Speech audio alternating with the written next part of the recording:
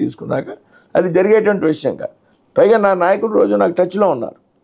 ఎలా ప్రచారం చేస్తున్నావు, ఎంతవరకు వెళ్ళావు, ఇంకా ఎలా చేస్తే బాగుంటుంది, అలా చేస్తే బాగుంటుందని.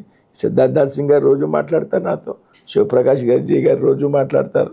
నాకు అటు నుంచి నేను ఎలా పనిచేయాలి, ఖచ్చితంగా నరసాపురం నెగ్గాలి, ఇది పార్టీకి ప్రెస్టేజ్, రాష్ట్రంలో కార్యకర్తలంతా కూడా సంతోషపడేటువంటి విజయం కావాలి, అది నరసాపురం ద్వారా మాత్రమే సాధ్యమవుతుంది, నువ్వు చాలా ప్రెస్టేజ్గా తీసుకోవాలి అని నాకు రోజు నాయకులు రిలీజ్ నన్ను మార్గదర్శనం చేస్తున్నారు. నాకు 1% డౌట్ లేదు ఇందులో. కానీ పబ్లిక్లో గందరగోళం. రోజు మీడియాలో వచ్చేటప్పటికి ఒక రోజు ఉండే అసెంబ్లీకి పంపుతున్నారని నన్ను, లేకపోతే ఇంకో చోటుకు పంపుతున్నారని, పొద్దున్న మారిపోతుంది సాయంత్రం మారిపోతుందని, మొన్న ఏదో ఢిల్లీ నుంచి లీడర్లు వస్తే అదేదో ఆ మీటింగ్లో నిర్ణయం తీసుకుంటారని, ఏమీ అసలు మా పార్టీలో నర్సాపూర్ పార్లమెంటు మీద అసలు చర్చే లేదండి. కానీ బయట జరిగేటువంటి ప్రచారం వేరు. నేనైతే పెద్ద కన్ఫ్యూజన్ గురవ్వలేదు, కానీ ఎమ్మెల్యే అభ్యర్థుల్లో కొంత కన్ఫ్యూజన్ ఉంది స్టార్టింగ్లో.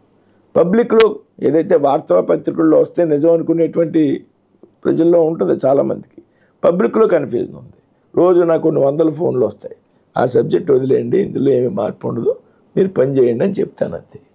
ఈ సీటు ప్రస్తుత సిట్టింగ్ ఎంపీ రఘురామకృష్ణరాజు, ఆయన మొన్నటిదాకా భారతీయ జనతా పార్టీ అభ్యర్థిగానే రాబోతున్నారు అన్నటువంటి ప్రచారం జరిగింది. భారతీయ జనతా పార్టీలో చివరిలో చేరతారు అన్నటువంటి, ఎందుకు ఆగిపోయారు ఆయన చేరకుండా? ఎందుకు ఆగిపోయారు చేరకుండా అంటే ఆయన గతంలో భారతీయ జనతా పార్టీలో పనిచేశారు. యాక్చువల్గా 2014లో అభ్యర్థి ఆయన, కొన్ని కారణాల వల్ల మళ్ళీ పార్టీ మార్చింది. ఇప్పుడు ఎలా ప్రచారం జరిగింది, అప్పుడు కూడా all India president Rajnath Singh గారు వెళ్ళి ప్రచారం చేసుకోమన్నారు, ప్రకటించలేదు కానీ అన్అఫీషియల్గా చెప్పారు.